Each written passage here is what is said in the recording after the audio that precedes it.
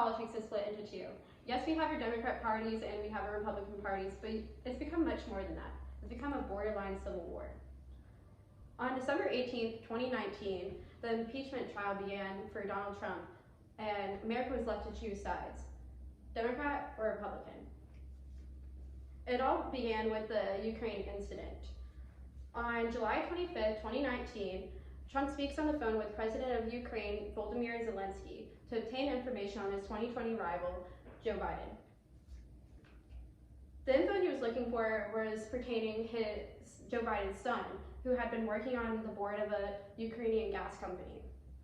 According to a transcript provided by NBC News, Trump had asked Zelensky why investigation ended under Joe Biden's son, claiming that Biden had been bragging about stopping the prosecution.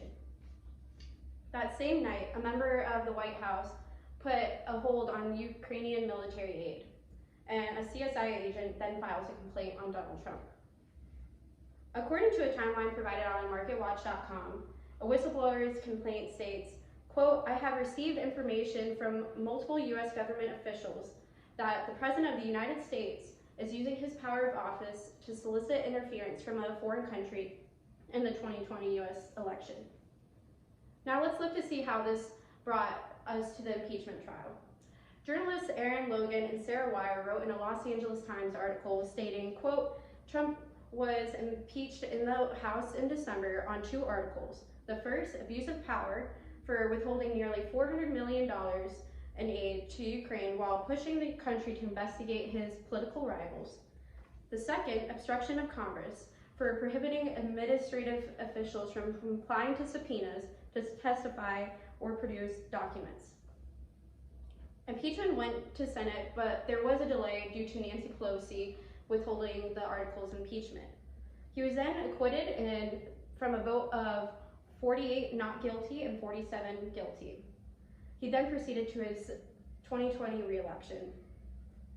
Post-impeachment trial, his approval ratings were at an all-time high of 49%, where his opponent, Joe Biden, is at 44%. Moving forward, Trump is ready for his re-election, and it's important for us voters to stay informed on the election. To conclude, the trial is definitely one that America will never forget. It's one that has made history, and with Trump's approval ratings rising, could he win the 2020 election? It's important for us to determine whether we're going to be voting with Democrat or Republican, but it's also for us to not focus on our differences, but on our common middle ground, bettering off our country. Thank you. Some discussion questions for you all. Do you think Donald Trump's action with Ukraine was justified?